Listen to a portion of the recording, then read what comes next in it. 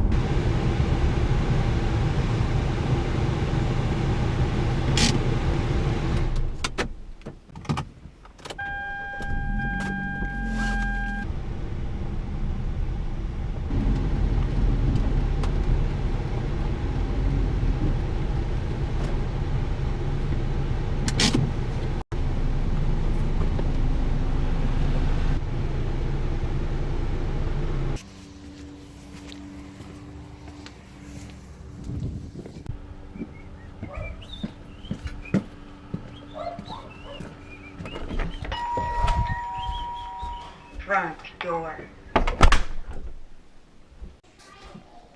Wanna help me? Come on, let's go.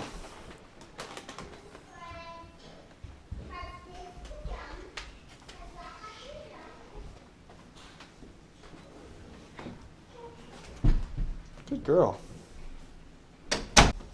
Good job. Good job, kiddo. Okay, we're gonna put it right here, okay? I'll put it all down right here. All right, you got that? Awesome job. Hey, come give me a hug. Can you give me a hug? Yeah. Mwah. Good girl. Well done. Okay, big helper. Give me 5. Yeah, awesome. So Daddy's gonna use this to clean that later on, okay? Yeah. All right, let's go back upstairs. Deal? Yeah. Deal. Okay, so I'm down here at the Ream water heater, this unit, and we're going to be doing obviously the flush today. So I don't know that this unit's ever been done. I have no idea. I don't even recall what the year on it was. Yeah, so it looks like the unit itself is about 2 years old, I think. It looks like it's March 7th, 16 is when it was installed. So we're coming up on just over 2 years now. So we're basically looking for a proper cleaning job, a proper flush job to make sure that there's no scale buildup in it. The water here is very hard. What we're basically going to do, I'm going to shut off these two. Okay. And it's running right now, so I'm going to have to go tell everybody that they can't use this one anymore. But no more hot water for an hour or so, or hour and a half by the time I get it flushed. So we're going to shut those two off, and what that is that's going to isolate the system from the rest of the house. Okay, so what it's going to be is basically, it's just going to be a dead loop right now that has piping here through the unit and then stops here. Okay. So we're not gonna have any way for the water to get in or out of here. So then what we're gonna do is we're basically gonna open up these two here. Okay, so we're gonna have these two valves are gonna stay closed for now. We're gonna take off the dust caps, and we're gonna hook up those two hoses we made, one from this side into the bucket, and one from this side to the pump. And the pump is gonna sit down here in our water bucket, right? So that's going to basically be our intake. That's going to be our flow into the unit. It's going to run the vinegar up through there, into the heat exchanger, back and forth into the heat exchanger, and then it's going to come back out through here into the bucket that I showed you there, and that's going to be the loop basically that's going to run the vinegar through. So what I may do is, because I wasn't able to get a full 5 gallons in this bucket, I was only able to get about 2.5 gallons in this bucket, is I might run it for half an hour and then empty out this bucket, dump that stuff, get some fresh vinegar, and finish it off, as long as there's enough fluid. Now I'm assuming that once I drain out the heat exchanger and everything from in here, that I'm gonna have room to put probably another gallon in here. So I may not have to do a full swap. I may just do a partial swap of the fluid just to get some fresh vinegar running through it for the last half hour. But that should be the plan. I think it'll work well. There shouldn't be any problems with doing it that way. So let's dive right in. Help me pour. Come here. Come here. All right. All right, ready? Come here. I can pour it by myself. Big girl. Now walk it over here and pour. Good job. I'm afraid you're going to end up head first in the vinegar, kiddo. Almost done, and there's the end of it. I can do one, Daddy. Ready to jump on it? No, Daddy, I can do one. There's the lid. Okay, I gotta head out to the garage to grab the Other things. my light.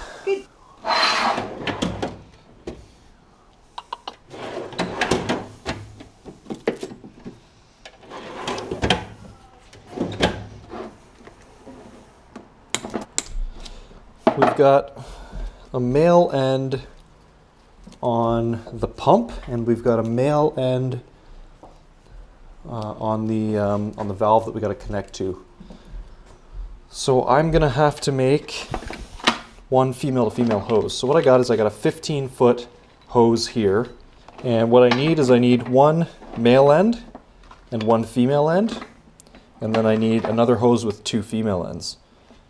So what we're going to do is cut this sucker in half, thereabouts, and obviously put two female ends in the insides. So all I got to do is find the middle first. If you've never used these, they are the bomb. They do have to maintain a pretty decent edge. I used to work in trailer manufacturing, so I would have these things dull up. Once a week I'd be touching them up. It's actually pretty dull right now. I've got a diamond edge file, but this will be sharp enough to cut this hose no problem. In this case it doesn't have to be perfect, so I'm just doing a really close estimate. And bam, done. Now if you have any kind of steel or steel reinforced hose, these aren't going to cut it. But they work great for pure rubber hose or pure vinyl garbage Chinese hose like this is. So. And it is 5/8, but just barely. This is going to be a bit of a fight going in. I might want to oil this. We're going to put just a touch of oil down inside. And I'm just using air tool oil for this. It's a nice light oil.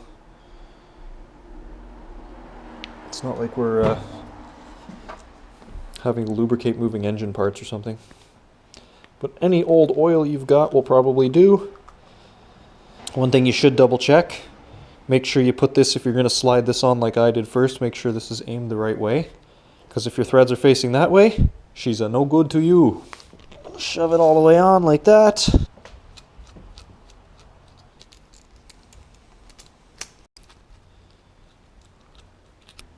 Okay, so there's one hose done. So that's my male-female.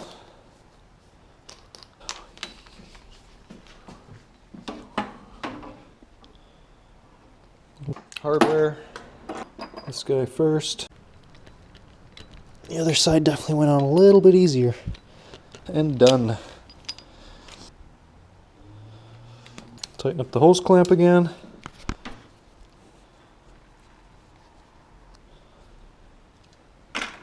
Fantastic. Okay, so there's two hoses done. Okay, so what we're doing right now, going to slowly work all the air out of that guy. One thing that you can't do on these guys is when you shut off power to your unit, apparently you are not allowed to turn it off first, okay?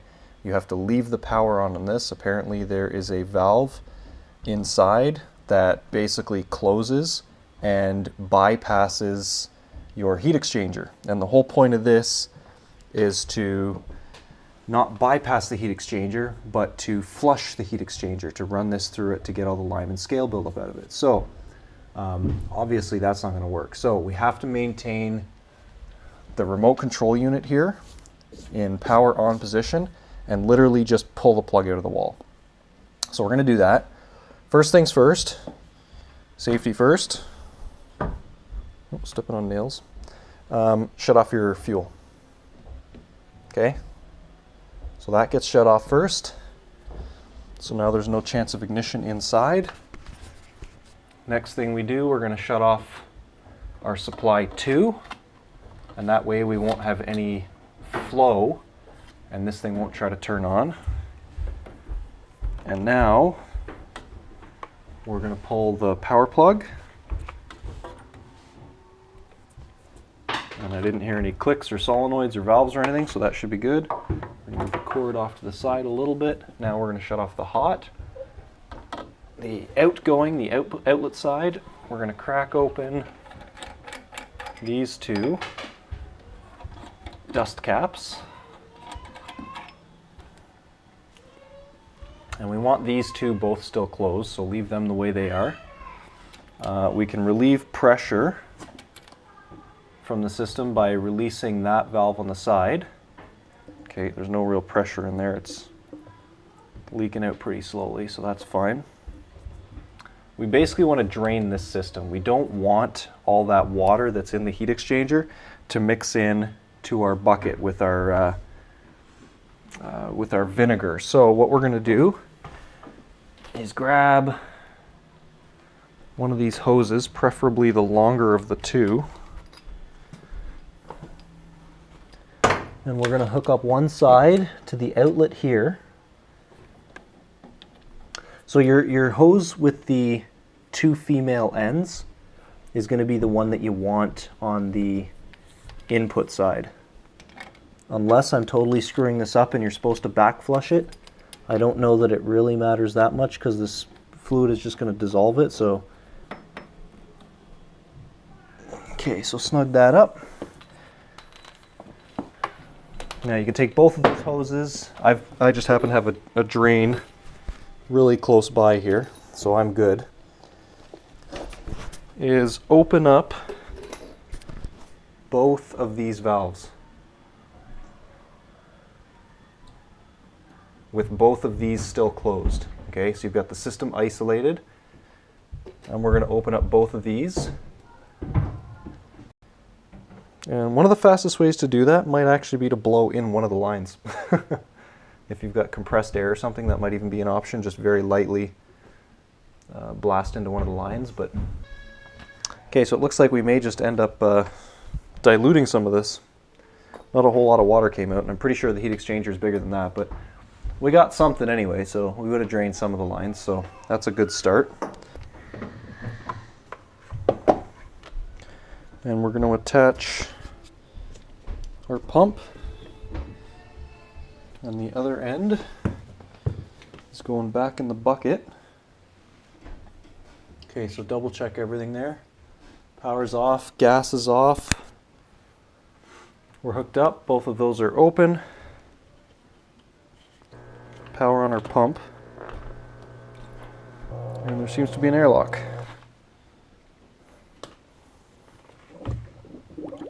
There we go. So I had an airlock in the submersible pump, so it was just spinning. There we go.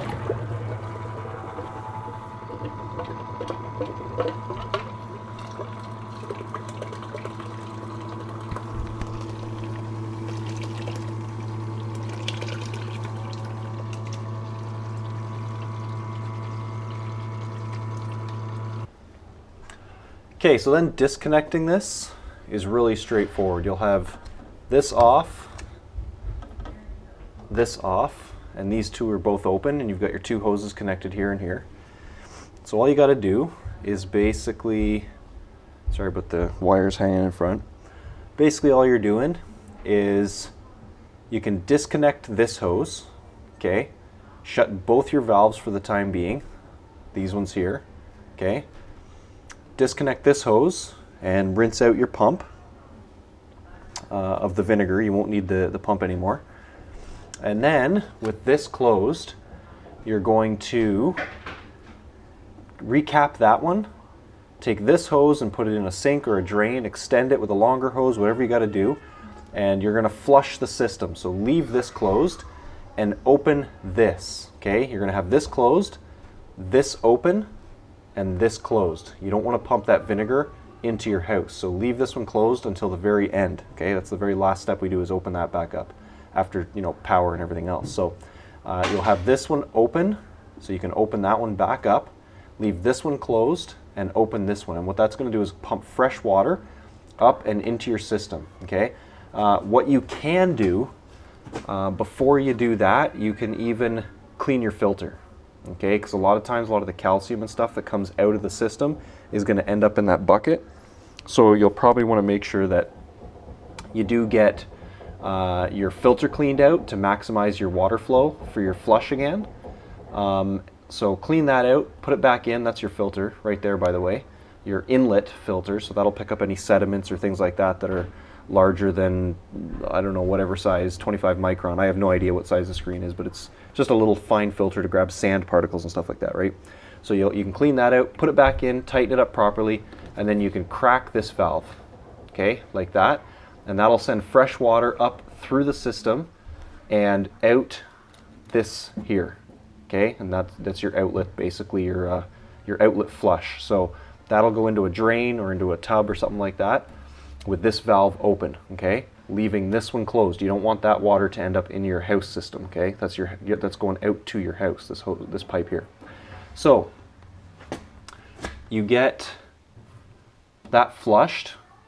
Do that for about a solid minute or so. Just run fresh water through it to make sure that you've rinsed all the loose sediments and things like that out of the inside that might have broken free, in case your pump wasn't strong enough to move them out. Just have full flow for about a minute, 60 seconds or so, and that'll wash everything out of your system that might still be loose, if there's anything left in there at all. There shouldn't be. It should be spotless now, right? But in case there's any sedimentary particles that might have, you know, gotten stuck in some places. So flush it right out and then shut this back off again, okay? Now you can disconnect this hose. So you'll close all these valves, make sure all of these valves up here are closed, as well as the bottom two, okay? Disconnect this hose and recap both of these if you haven't already recapped this one, okay? Then we're gonna go and basically make sure that we've got all the air and water, all the air out of the system before we turn the flame and everything back on, okay? So we're basically gonna have this one now able to be opened, okay?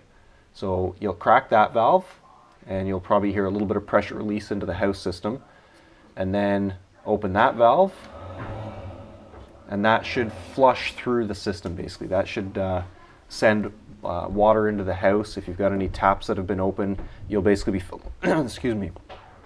You'll basically be filling up any pipes that are empty in the rest of the house.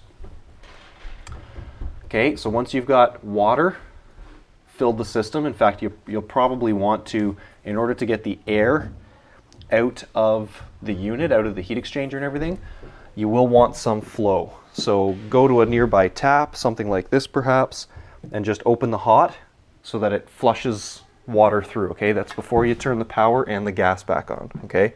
And that way, any air that might be in the system should have an opportunity to be pushed out, okay? So once you've done that, turn your tap back off. So the system is basically just sitting in standby. Now you can turn your fuel back on and turn your power back on. Okay, wait for it to boot back up. And once it's booted up and ready to go, double check everything. So make sure your gas is on, make sure your temperature is set to where you want it, make sure both of these bottom valves are open and both of these top valves are closed. Make sure your filter is snug. If you've seen any leaks or anything like that, you can wipe everything up really quickly and double check for any leaks in case you bumped something or banged something and knocked something loose. And as long as everything looks good, you've plugged your unit back in, obviously, but you got to do that before you turn the power back on. And then you come over here, turn on your hot water tap.